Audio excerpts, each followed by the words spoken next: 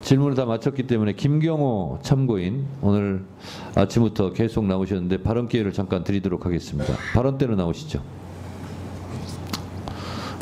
제가 짤막하게 묻겠습니다. 이용민 중령 맞습니까? 네, 맞습니다. 변호인이시죠?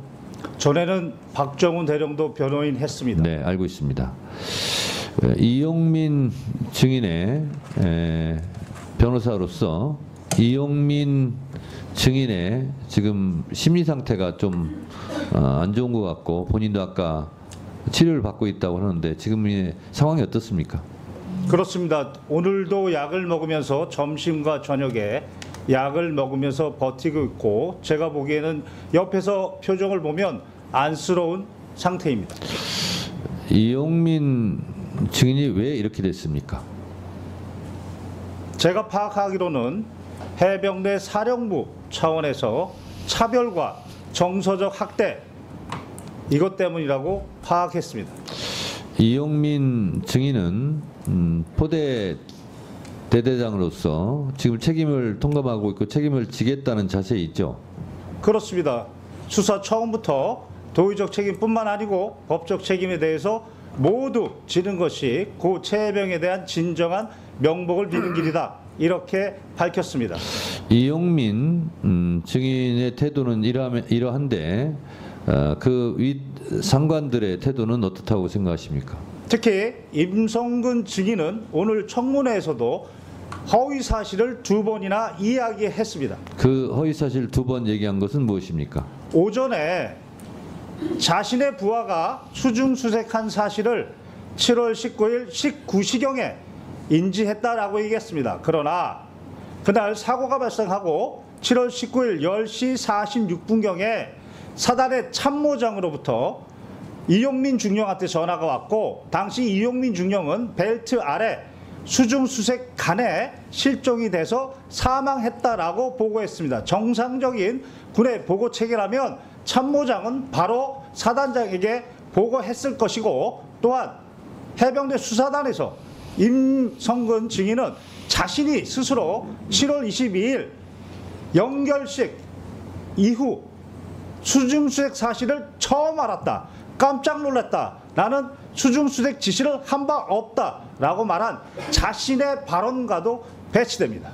두 번째는 수중 지시가 아니라 수중수색 지시가 아니라 본인은 계속 현장 지시가 아니라 지도였다고 그래서 지금 피해가는 말을 하는 것 같은데 그 부분에 대해서는 어떻게 생각하세요? 그렇습니다. 오후에 또 하나 허위 사실은 작전 지도와 관련해서 7여단장, 사단장은 7여단장의 관계에서 작전 지도를 한다 이렇게 얘기했습니다. 그러나 7월 18일 오전 현장 방문한 것이 바로 포병 3대대 구중대였습니다.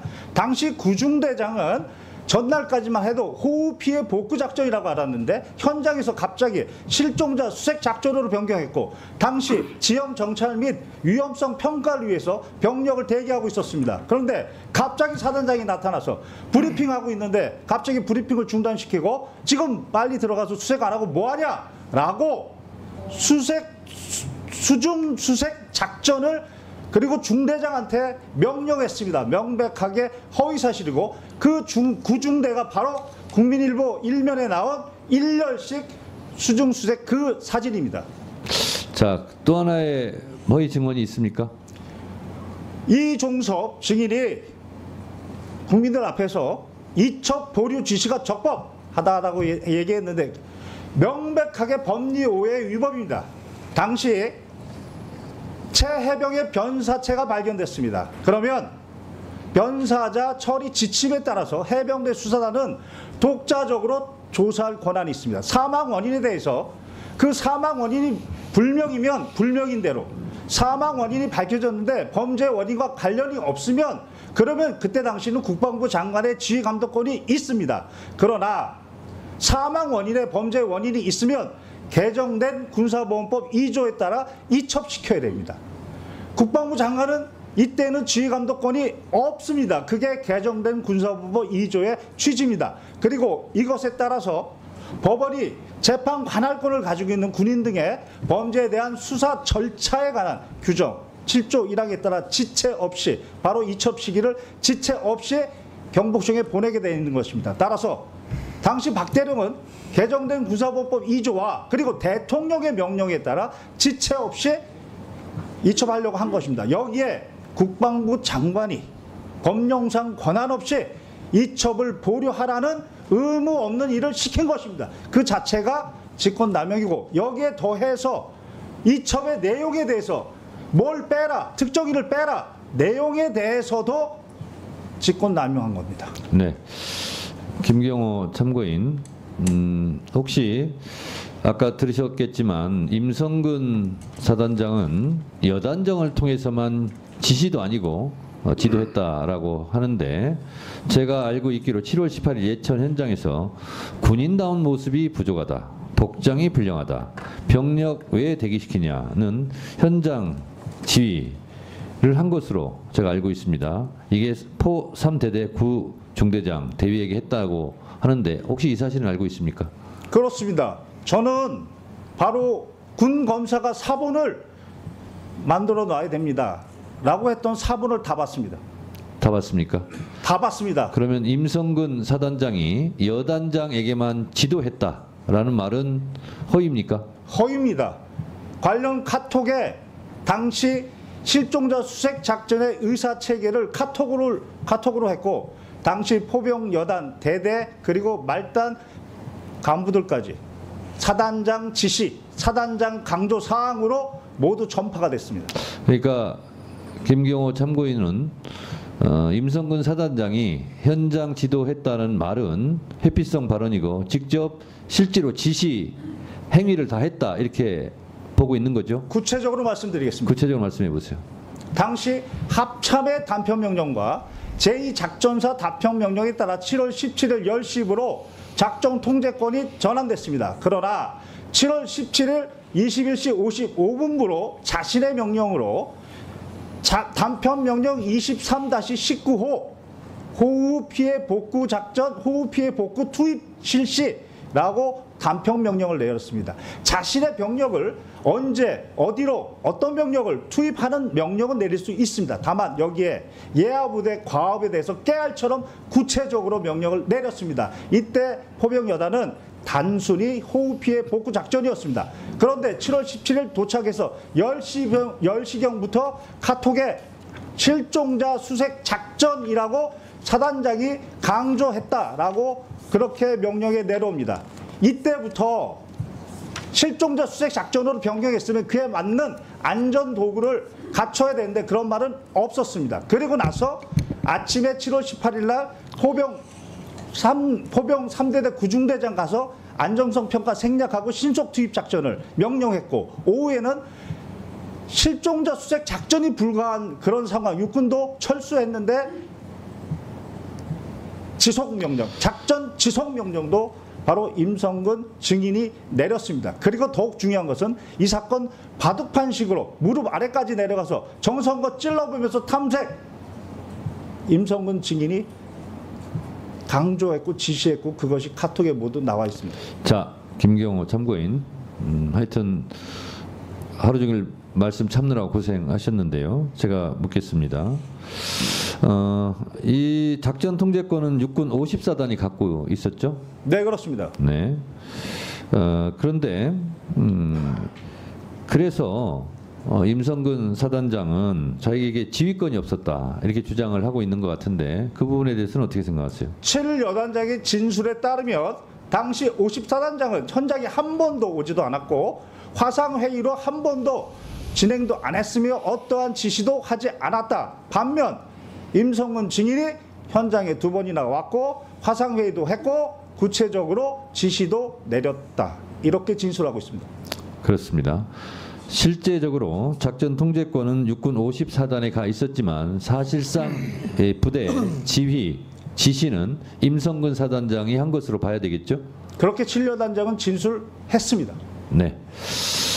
이 밖에 혹시 더 하시고 싶은 말씀 있으면 한 1분 정도 드릴 테니까 발언해 주시기 바랍니다. 개인적인 말씀을 드리면 아버지도 해병대 출신입니다. 제 동생도 해병대 출신입니다. 저도 해병대 법무관을 가고자 했으나 육군 법무관으로 가서 특전사에서 복무를 했습니다. 오늘 이후라도 해병대의 명예를 위해서 해병대 사령관과 해병대 사단장은 진실을 말하고 정직하게 얘기해서 해병대의 명예를 회복해 주기를 간절히 바랍니다. 이상입니다. 자, 거기 서 계시고요. 김경호 참고인이 거짓말이 다 드러나네 이제. 예, 김경호 참고인께서 유튜브에서 지금과 같은 내용으로 방송한 것을 저는 이미 봤습니다. 그래서 기회를 드린 것이 잘했다는 생각이 들고, 지금 김경호 참고인이 발언한 부분에 대해서 임성근 증인 혹시 반박하거나 할 말 있으면 해보세요. 네. 일단 1분간 하세요. 예, 위증과 관련해서 언급했던 제가 수중 수색을 했던 사실을 다시 사고가 나서 사고가 났는데 수중에서 하다가 사고가 났다는 것을 알았던 사실은 제가 아까 19시경이라고 했는데 우리 김경호 변호인은 10시 46분에 참모장을 통해서 참모장이 그걸 확인해 갔다 했는데 당시 저는 예천에 있었고 참모장은 포항에 있었습니다. 그래서 참모장과 제가 소통하지 않았고, 그래서 저는 예천에서 탐색 구조 실종이 됐기 때문에 빨리 찾아야 돼서 그걸 하다 보니까 제가 19시경에 일광역 수사대장이 이제 예천 쪽으로 오다 보니까 그때 밑에 있는 7여단장을 통해서 알게 된 겁니다. 그래서 제가 안 시간은 19시 10분경이다라는 것이고. 일단 거기까지요. 자, 예. 임성근 증인이 1분간 발언했는데 김경호 참고인도 재반박할 시간 1분간 드리겠습니다. 해병대 수사단에서 임성근 증인이 직접 자신의 발언은 22일 날 연결식 날 알았다라고 했습니다. 수중 수색 사실을 그날 알았다라고 했는데 오늘은 19일 19시에 알았다라고 해서 자신의 발언을 자신이 뒤집고 있다, 이렇게 생각합니다. 그것은 제가 그것도 자, 답변을 드려도 되겠습니까? 김경호 참고인 그 부분에 대해서는 반박하신 거죠? 저는 제가 본 진술 내용 그대로 네, 말씀드립니다. 그렇습니다. 자, 임성근 증인께 다시 기회 드리겠습니다. 이것 말고 지금 김경호 참고인이 쭉 말한 부분에 대해서 혹시 반박할 내용이 있으면 1분간 반박할 시간 드리겠습니다. 방금 전에 김경호 참고인이 얘기했던 그것은 아까 사진을 본 것에 대한 답변이었습니다. 제가 피의자 진술 조사에. 그래서 그 사진은 연결식이 끝나고 언론에서 이슈가 돼서 그때 제가 보았다라고 그 사진을 본 시간이 연결식 이후에 본 시간이다라는 점입니다. 그래서 사실을 잘못 판단했다, 사실 오인이다 말씀드리고 싶고요. 그다음 9중대에 가서 제가 했던 부분은 말 그대로 신속 투입 명령이 아니고 그 인원들이 아직 작전을 개시하지 않은 상태였고 원래 8시에 과업을 시작해야 되는데 9시 반에 좀 늦게 오다 보니까 작전을 조기에 해라는 취지에서 제가 얘기를 했는데 마침 그때 여러 가지가 정리 안 된 모습을 보고 바로 제가 옆에 있는 여단장한테 요거 시작하기 전에 안전교육하고 그다음에 재반 사항을 교육시킨 다음에 이 중대가 할 수 네. 있도록 해라라고 됐습니다. 조치를 해줬습니다. 자, 1분간 발언 기회 드렸으니까 김경호 참고인 또 1분간 반박해 주세요. 이 사건 국민일보 일면 사진의 일렬식 수중 수색 그 사진은 바로 수중 수색 사실에 대한 인지가 핵심입니다. 오늘 오전에 어느 국회의원님이 그 사진을 올려주시고 물어봤을 때에는 수중 수색 사실을 7월 19일 19시에 알았다, 이렇게 발언했습니다. 그런데 수사단에서의 발언은 바로 그 국민일보 사진을 22일 날 받고 수중 수색 사실도 그날 알았다라고 하면서 자신은 어떠한 수중수색 지시도 한 바 없다까지 얘기했습니다. 따라서 여기서 핵심은 수중수색 사실의 인지이고 그것에 대해서 오전에 분명히 7월 19일 19시라고 얘기했는데 그것은 자신의 발언과 기존의 발언과 배치된다. 자, 이 부분에 대해서 임성근 증인 1분간 또 발언하시죠. 네. 제가 정확히 제가 진술하고 진술서에도 제출한 것은 수중수색이었다는 것을 알게 된 것은 사고가 나서 7월 19일 19시 10분경에 사고가 난 다음에 알게 된 것이고, 그다음에 그 사진에 대해서 사진을 언제 인지했느냐, 원래 사진이 19일 아침에 카톡으로 왔는데 언제 내가 인지를 했느냐, 그것은 연결식이 끝나고 나서 제가 언론에서 이슈돼서 그게 그 문제가 된다 하고 제 카톡에도 있다는 얘기를 누군가로부터 들어서 그때 제가 알게 됐다. 그걸 좀 설명하는 겁니다. 자, 임성근 증인. 네. 본인이 계속 지시는 하지 않았다.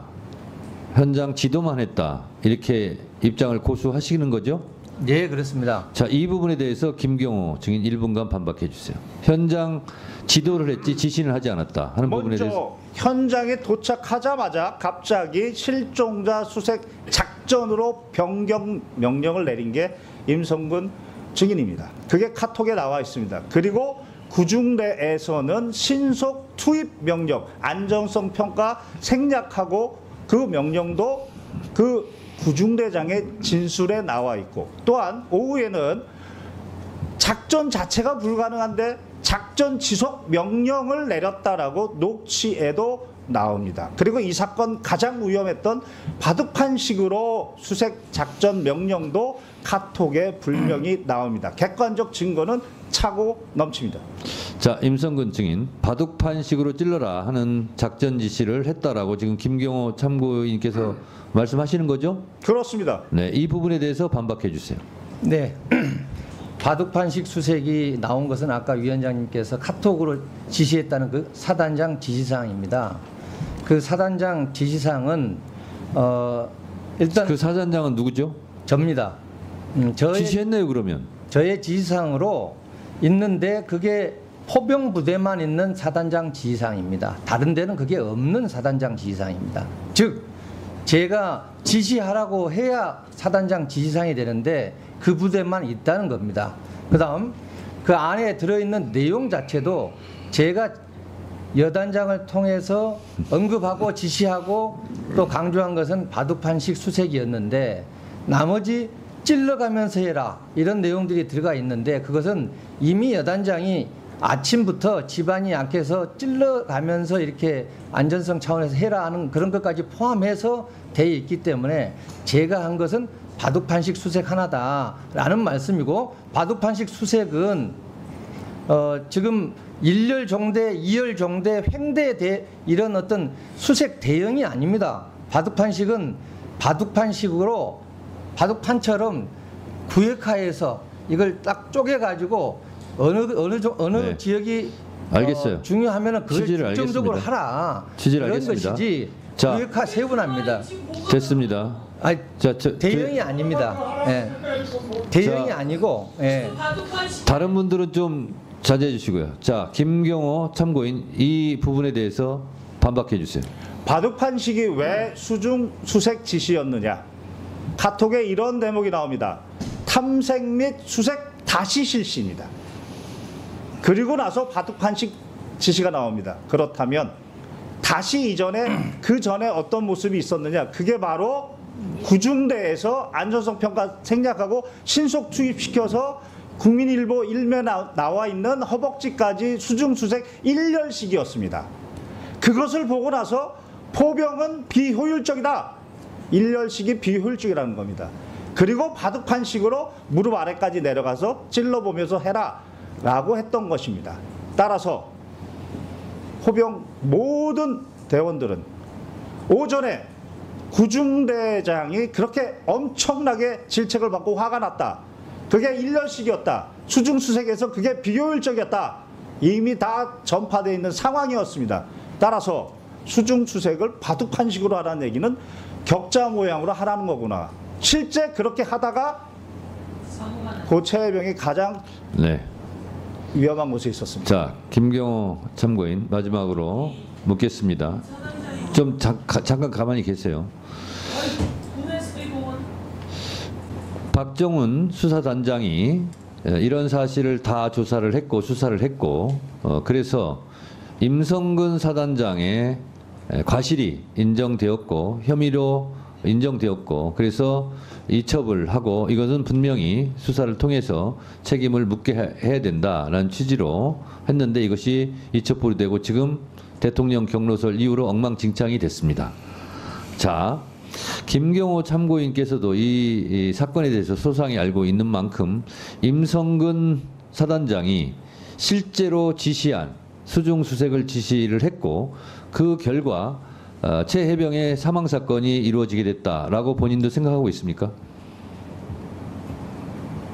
저는 임성근 증인뿐만 아니고 박정훈 대령이 지적한 8명 모두가 각자 고유의 과실이 있는데 어느 한 과실로 고 최혜병의 사망을 바로 설명할 수는 없다. 그러나 그 8명의 과실을 다 합쳐보면 고 최혜병의 사망의 결과를 설명할 수 있다. 이게 바로 대법원의 과실범의 공동정범 이론. 이 이론에 따르면 누구 책임이 제일 큽니까?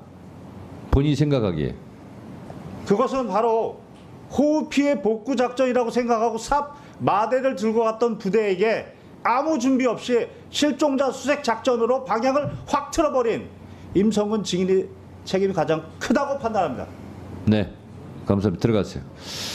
박정훈 증인. 예.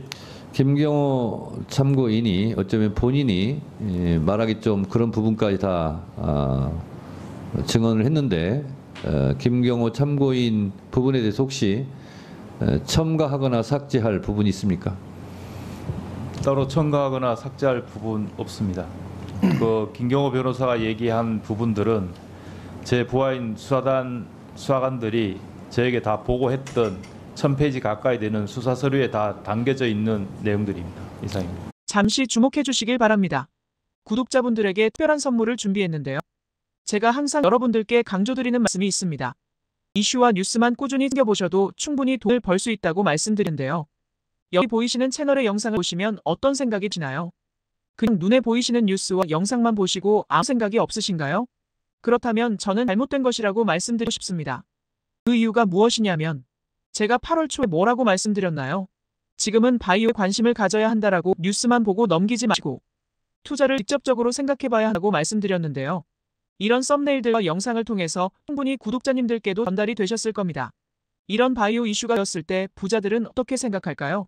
바이오 관련주는 무엇이 있는지, 어떤 종목이 가장 좋을지, 어디에 투자해야 돈이 몰릴 수 있는지 자연스럽게 생각한다고 말씀드렸습니다.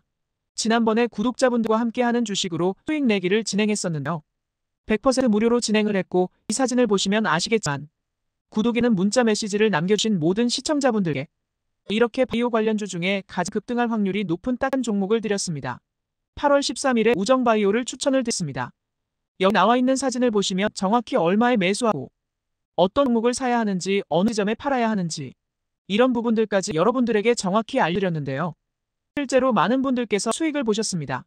오른쪽을 보시면 알겠지만 8월 13일에 우정바이오를 소개해드리고 나서 실제로 며칠이 지나지 않고 이렇게 주가가 상한가가 되었습니다. 당시에도 굉장히 많은 분들이 제가 드린 이 종목으로 수익을 내셨습니다. 지난번과 똑같이 구독이라는 문자를 보내주시면 이번에 이슈가 되고 있는 주식 중에 앞으로 대장주의 구실을 하면서 주가 가장 크게 상승할 한 종목을 시청자분들에게 문자로 종목명과 사고자 하는 시점을 모두 알려드리겠습니다. 이 영상을 보시고 계시는 시청분들 중에 종목이 궁금하다 하시는 분들은 남녀노소 시간 뗀 건 없이 이렇게 상담 번호를 항상 남겨놓고 있습니다. 전번호 010-5648-2209 똑같이 무료 급등 주식 문자를 보내드리겠습니다. 돈을 받는 것도 아니고 투자를 대신해드리는 것도 아니고 부담 없이 구독 문자 보내주시면 되십니다. 수익이 나신다면 구독과 좋아요 한 번씩